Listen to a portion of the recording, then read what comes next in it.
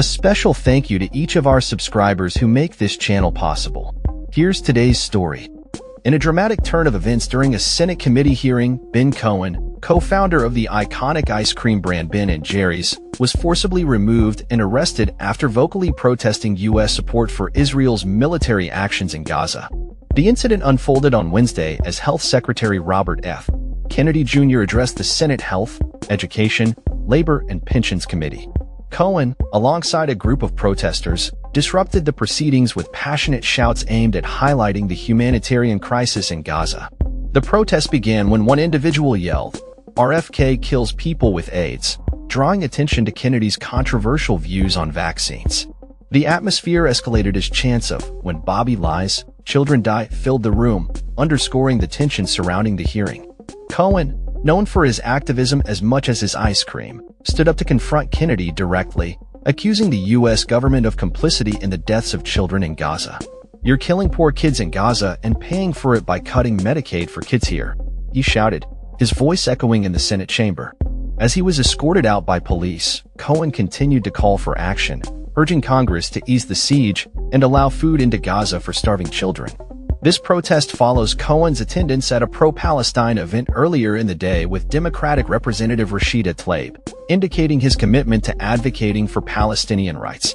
Cohen later tweeted about the incident, stating, "I told Congress they're killing poor kids in Gaza by buying bombs, and they're paying for it by kicking poor kids off Medicaid in the U.S." This was the authorities' response. The protest was not Cohen's first encounter with law enforcement. He was previously arrested in July 2023 for protesting the U.S. prosecution of journalist Julian Assange. The ongoing conflict in Gaza has led to significant loss of life, with reports indicating that around 53,000 Palestinians have been killed since the outbreak of hostilities. The Gaza Health Ministry, which does not differentiate between civilians and combatants in its casualty counts, claims that a substantial portion of those fatalities are women and children. As the situation continues to evolve, Cohen's actions have sparked discussions about the role of U.S. foreign policy in international humanitarian crises and the responsibilities of lawmakers to address these pressing issues.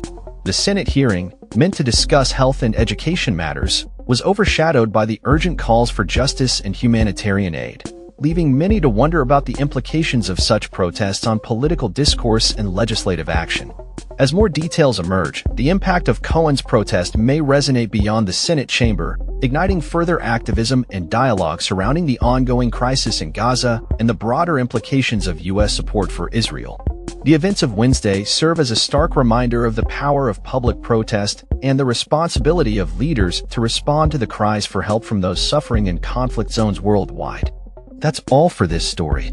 We upload videos every day covering many different subjects, so hit that subscribe button to stay informed. Thanks for watching.